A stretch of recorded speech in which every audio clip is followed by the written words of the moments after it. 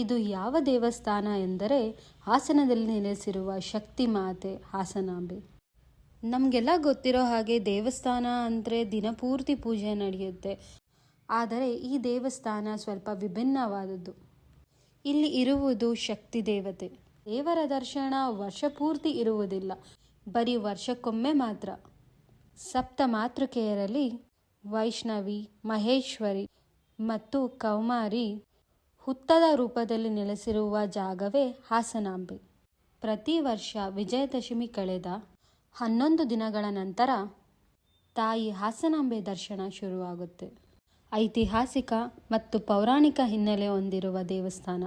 ಹಾಗೆ ದೇವಿಯ ಇರುವಿಕೆಯ ಸಾಕ್ಷಿಯಾಗಿ ವರ್ಷಪೂರ್ತಿ ಉರಿಯುವ ನಂದಾದೀಪ, ಬಾಡದ ಹೂ, ಕೆಡದ ನೈವೇದ್ಯ ಸಾಕ್ಷಿಯಾಗಿದೆ. ಹುತ್ತದ ರೂಪದಲ್ಲಿ ನೆಲೆಸಿರುವ ತಾಯಿ ಮಾತೃ ಸ್ವರೂಪಿಣಿ ತಾಯಿ ಹಾಸನಾಂಬೆ ಸಿಂಹಾಸನಪುರಿಯ ಅಧಿದೇವತೆ, ಹಸುರ ಸಂಹಾರಿಣಿ, ಬೇಡಿದ ವರ ಕೊಡುವ ಶಕ್ತಿ ಮಾತೆ. ಹಾಸನಾಂಬೆಯ ಪೂಜೆಯಲ್ಲಿ ನಿಯಮ ನಿಷ್ಠೆಯನ್ನು ಮೀರುವ ಹಾಗಿಲ್ಲ. ಅದಕ್ಕಾಗಿಯೇ ದೇವಿಯ ಭಕ್ತರಿಗೆ ಭಕ್ತಿಯ ಜೊತೆ ಭಯವೂ ಹೌದು.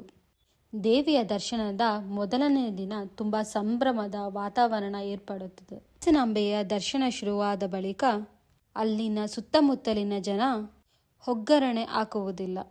ಒಗ್ಗರಣೆಯ ಘಾಟಿಗೆ ದೇವಿಗೆ ಕಣ್ಣು ತೆರೆಯಲು ಕಷ್ಟವಾಗುತ್ತದೆ. ಇದರಿಂದ ಭಕ್ತರಿಗೆ ದರ್ಶನ ನೀಡಲು ಸಾಧ್ಯವಾಗುವುದಿಲ್ಲ ಎನ್ನುವ ನಂಬಿಕೆ. ಹಾಸನಾಂಬೆಗೆ ಪೂಜೆ ಸಲ್ಲಿಸಿ ಅಖಂಡ ದೀಪ ಬೆಳಗಿದ ನಂತರ ಬಾಗಿಲು ಮುಚ್ಚುವ ಸಂಪ್ರದಾಯ ನಡೆದು ಬಂದಿದೆ. ಐತಿಹಾಸಿಕ ಮತ್ತು ಪೌರಾಣಿಕ ಹಿನ್ನೆಲೆ ಹೊಂದಿರುವ ದೇವಸ್ಥಾನ. ಜನರು ಮುಗಿಬಿದ್ದು ದರ್ಶನ ಪಡೆಯುವ ಶಕ್ತಿ ತಾಯಿ ಮಹಾಶಕ್ತಿಶಾಲಿ ಹಾಗೂ ವಿಸ್ಮಯಗಳನ್ನು ಸೃಷ್ಟಿಸುವ ತಾಯಿ. ವರ್ಷಕ್ಕೊಮ್ಮೆ ದರ್ಶನ ಕೊಡುವ ಹಾಸನಾಂಬೆಯ ಬಾಗಿಲು 7 ದಿನಕ್ಕಿಂತ ಕಮ್ಮಿ ಹಾಗೂ 15 ದಿನಕ್ಕಿಂತ ಜಾಸ್ತಿ ತೆಗೆಯಬಾರದು. ಒಮ್ಮೆ ಬಾಗಿಲು ಮುಚ್ಚಿದ ನಂತರ ತಾಯಿಯ ದರ್ಶನ ಮುಂದಿನ ವರ್ಷವೇ.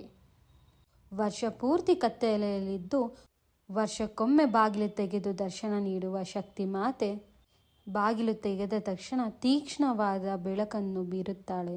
ಹಾಸನಾಂಬೆ ದೇಗುಲವನ್ನು ಕಟ್ಟಿರುವುದು 12ನೇ ಶತಮಾನದಲ್ಲಿ. ಅಂದಿನಿಂದಲೂ ಹಾಸನಾಂಬೆಯ ದರ್ಶನಕ್ಕೆ ಭಾರೀ ಸಡಗರ ಇರುತ್ತದೆ. ಹಾಗೆ ಹಾಸನಾಂಬೆಯ ದರ್ಶನದ ಸಮಯದಲ್ಲಿ ಹಾಸನದ ಬೀದಿಗಳಲ್ಲಿ ಲೈಟಿಂಗ್ಸ್ಗಳನ್ನು ಹಾಕಿರುತ್ತಾರೆ. ಹಾಗೆ ದೇವಸ್ಥಾನವನ್ನು ಹೂಗಳು ಹಾಗೂ ಲೈಟಿಂಗ್ಸಿಂದ ಡೆಕೋರೇಟ್ ಮಾಡಿರುತ್ತಾರೆ. ಶಕ್ತಿ ದೇವಿಯ ದರ್ಶನಕ್ಕೆ ಸಾವಿರಾರು ಜನ, ಲಕ್ಷಾಂತರ ಜನ ಬಂದು ದರ್ಶನ ಭಾಗ್ಯವನ್ನು ಪಡೆಯುತ್ತಾರೆ. ಹಾಸನಾಂಬೆಯ ದರ್ಶನಕ್ಕಾಗಿ ಬಂದ